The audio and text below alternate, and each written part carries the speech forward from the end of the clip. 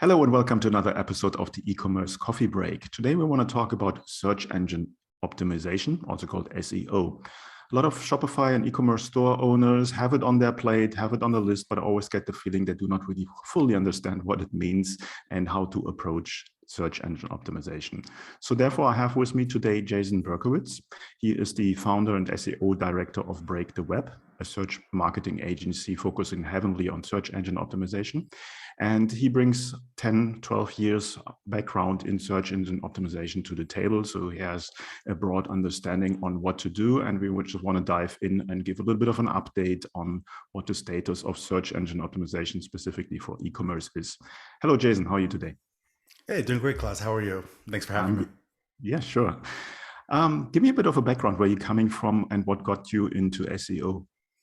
Yeah, I am born and raised in New York City, and about 11 years ago now, I had a business in the personal training space, and I was tired of relying on. I was also working in a commercial gym at the time, relying on the leads that the gym would give me, and then when I'm trying to build my own personal business on the side, nobody's coming to me, and I'm just sending emails and doing random advertisements in newspapers. And then, which I thought was kind of like an epiphany, clearly it wasn't. What if people are actively looking for me, they just don't know of me yet? Which led me to understand and do a little bit of reading that SEO is a thing so that you can optimize for specific search queries, a specific search demand. So when people are typing in what you do, you can show up. And a lot of testing, a lot of networking with people in the space to learn from, a lot of bartering because I didn't have even money to get some great mentorship or coaching. I kind of became a little bit obsessed with SEO. I SEO'd my website, sold the website, and stopped personal training. Was no longer a passion of mine, and SEO became the new passion with the thought that, oh, I did this for my website. I can do this for others as well. And in that time, I started freelancing and kind of a natural transition when you start bringing on people to help delegate items to and other tasks. You wake up and you have a little boutique agency that we now call Break the Web. Okay, sounds great. Break the Web, I think, is a great name.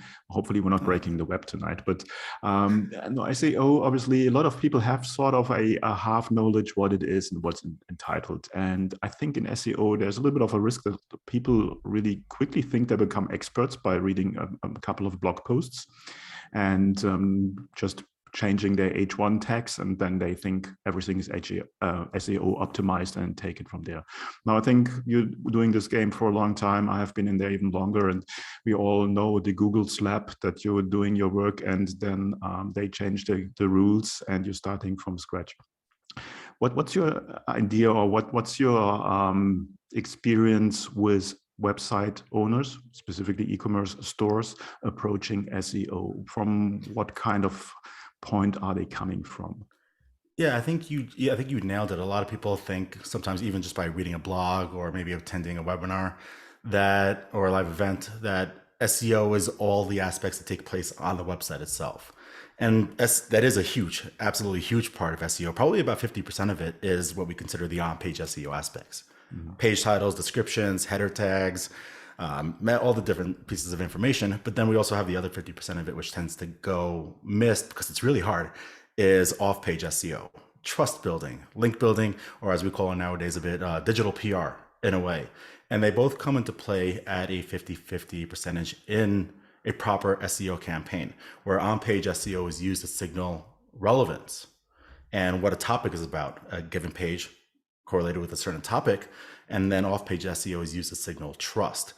And we speak to a lot of e-commerce owners, Shopify owners, and site managers or marketing managers typically, and they've been pushing out a lot of content, informational content that they're all just trying to rank for the same keyword, of course. So they might be canceling each other out. And they spoke, and the page titles are a bit crazy. The header tags are all over the place.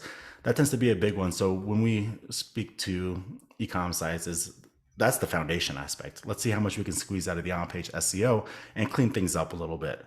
A lot of times people might make, especially on Shopify, an endless amount of collection pages for all these different keywords that, again, might be canceling each other out and all might be semantically relevant to the same topic, same idea. So that's a big one we tend to see. And then, of course, missing the off-page SEO aspect, which is, especially in competitive markets, really, really important. I think SEO, when it comes to off-page, people underestimate the work volume and the time that needs to go in there before you see results. When I talk to my clients and I ask them, okay, what's your marketing strategy? Then it's like, yeah, we do social media, content marketing, SEO. And lots of the times, or most of the times I have the feeling they expect to see results coming from SEO within the next 2 weeks. And I always have to pull them back and say, no, rather think in months, 4, 6 months, something like that, if you do it right. What's your approach there? What would you tell someone who coming to you and coming with this kind of false expectations? Yeah, it is a faulty expectation, I think, because we live in a society nowadays of like instant gratification, just because, the power that's in our phones, in our hands. We spent a lot of time, especially during the sales process, which is, of course, in a way, mutual qualification.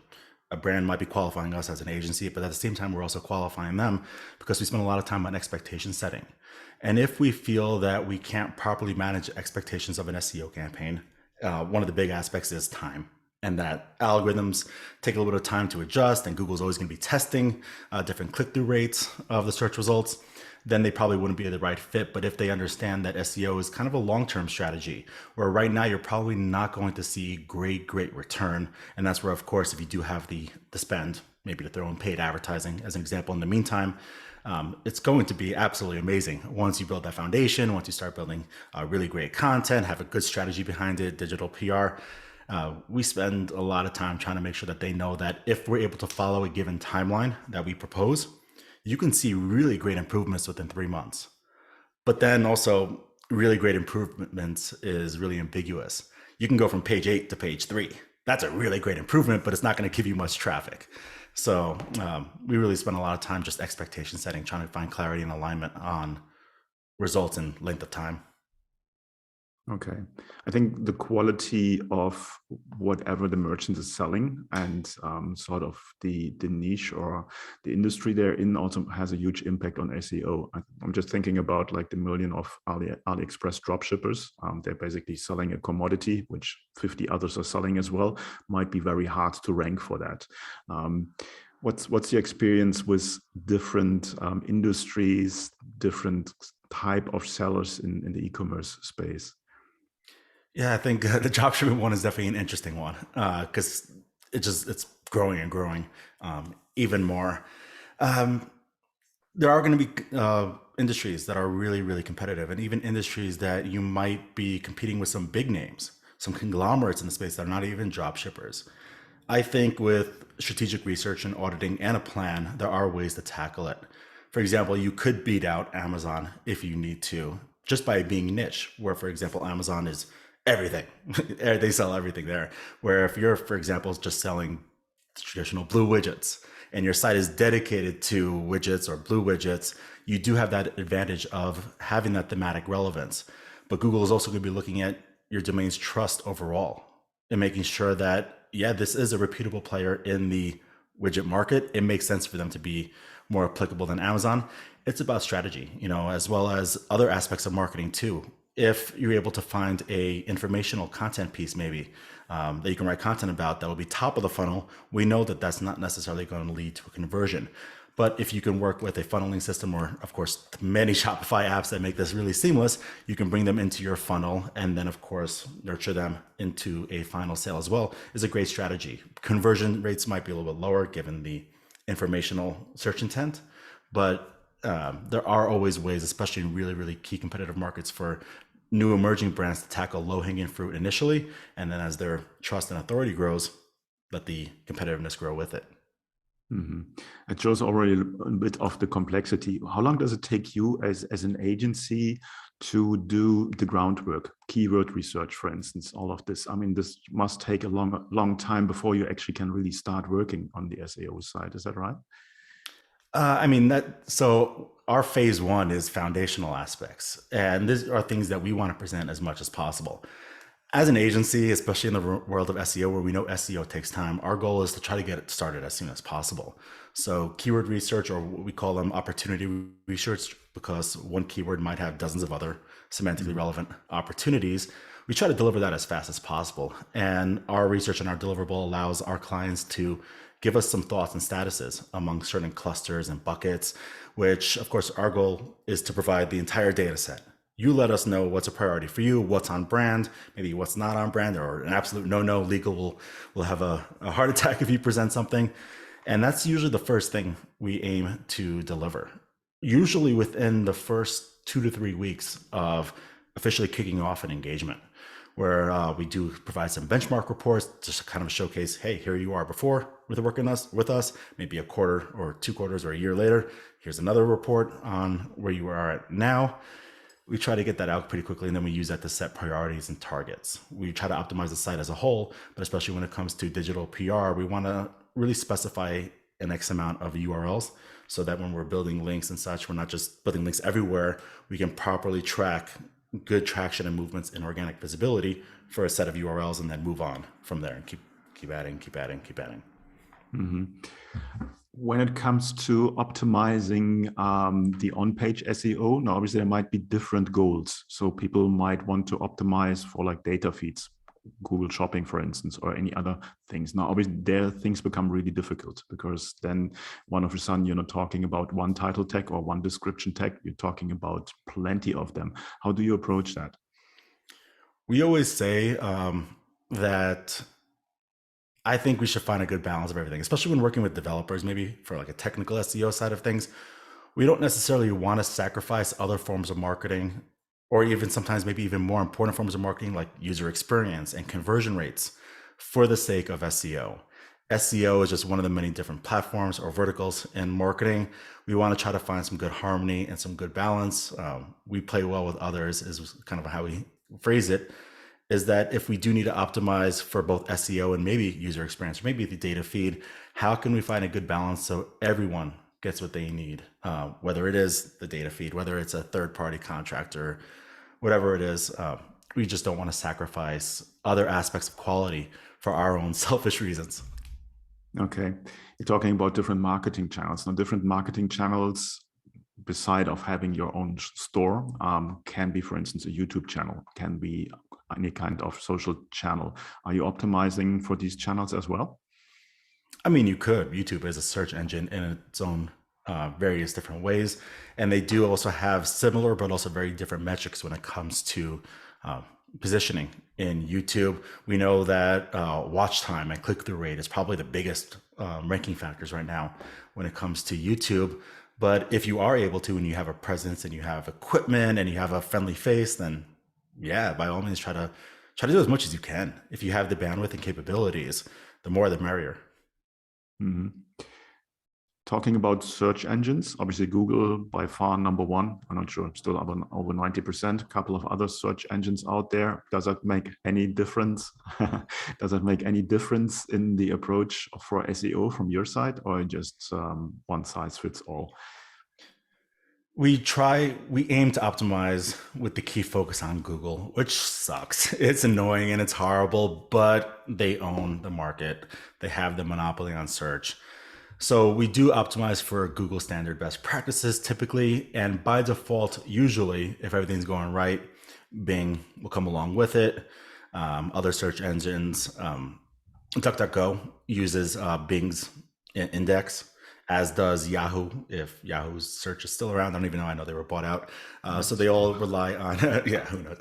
They all rely on Bing index. So if you are submitting to Bing Webmaster Tools and you're making sure that Bing has no issues crawling your website, they do rely on very, very similar metrics like on-page SEO thematic relevance and off-page SEO links.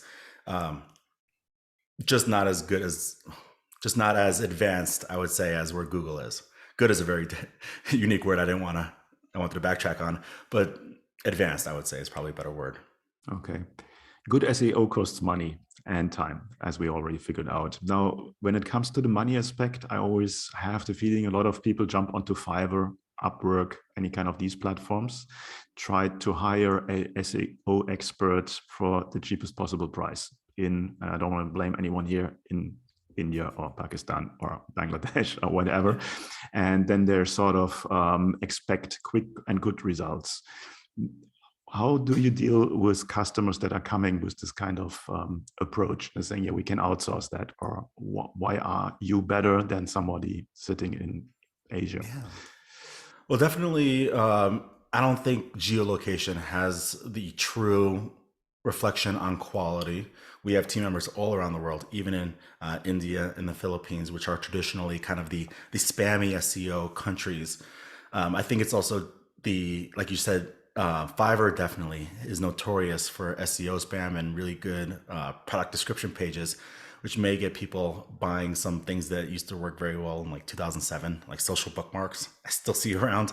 In terms of a client coming to us and why we're different, we're essentially, the way we pitch and our value proposition and our ideal client is in-house marketing teams of B2C, D2C companies that just struggle to crack the code to SEO. SEO is hard.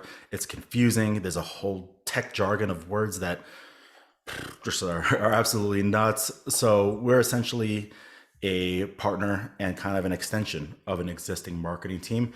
And what you would be paying for less and bringing someone in full time to help, you're getting an entire team behind you, multiple people who are there to have their eyes on the SEO campaign and help grow, as well as history, transparency. I'm a New Yorker, so we don't sugarcoat anything. We tell you what's going to work, what's not. Don't do that. That's a waste of time, or that's really screwing up your website. Just no time for BS, and we just get straight down to business. And communication and transparency are big ones, which tend to be lacking in the SEO world as well. Okay. What's a golden nugget from your side right now on the state on SEO? What should people do, or what should be the right approach to get going and to see results? What would you recommend there? Yeah, I think the big one, which is a big topic in the world of SEO nowadays, is trying to match a search intent. A lot of people, we all want our product pages to rank at the top for various keywords, because that's going to increase the chances of sales.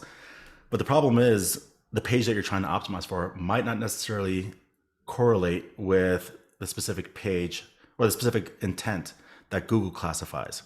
Maybe Google finds a query to be more informational, and that's why the top 10 results are articles. And you're spending that time trying to optimize a product page. That's where you might be missing out. So I think trying to analyze the search intent and trying to really hone in on that will be big. Okay. One question that comes to my mind there is, a lot of stores have a lot of moving SKUs, products, moving very, very quickly. So the product page would probably not have enough time to rank, because it might be seasonal, it might be promotional, whatever. What's a workaround, or what's an approach to get these pages ranked or not ranked and focus on another part of this store? Yeah, Google has said, and it's been speculated, that when an item, for example, might be out of stock, that might in fact reflect its rankings. If the item's in stock, there's nothing else you can do. A lot of people, when products go out of stock or they get discontinued, they may actually 404 and delete the page completely, in which that case, you're definitely going to lose traffic and rankings.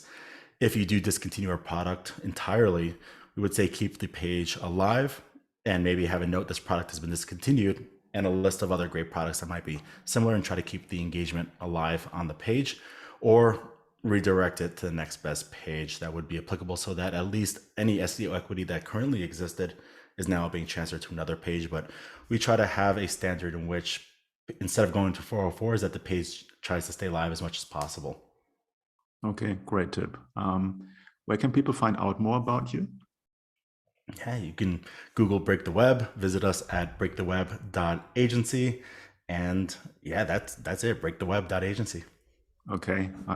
As I said, we're hoping not to break the web, instead of helping people getting where they want. I think SEO, we sort of had a good overview there. And I think it became quite clear that SEO is a multi-layered approach. It can be very technical. It's not something that you can pull out of your hand or very quickly. So you need to have the background, and it's not done by just implementing an SEO app in Shopify and then hope for the best.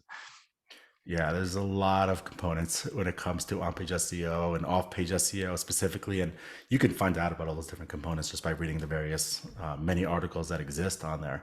But yeah, having different team members focus on different areas just make it a lot easier. Yeah.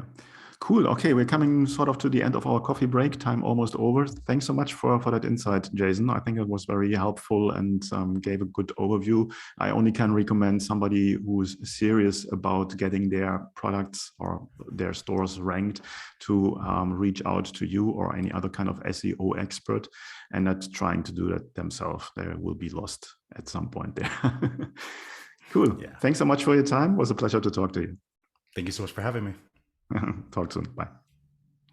Hey, Klaus here. Before you leave, I have a question for you. Are you a Shopify store owner and you're feeling stuck, overwhelmed, and not sure what to do next to grow your business? Do you struggle to convert traffic into sales and turn website visitors into buyers? Do you want to have direct access to a mentor who can assist you with your store, your strategy, offer, marketing, sales, and anything else you might need in your business? Then I would invite you to apply for my Get Conversions program, where I show you how to remove the guesswork out of growing your Shopify business and create clarity to optimize your business for maximal growth and profit. This is an application-only program. To apply, go to klauslauter.com to learn more. And finally, please do not forget to subscribe, like, and comment. It's a huge help and allows me to reach more people with this channel. Thanks in advance, and until next time at the e-commerce coffee break.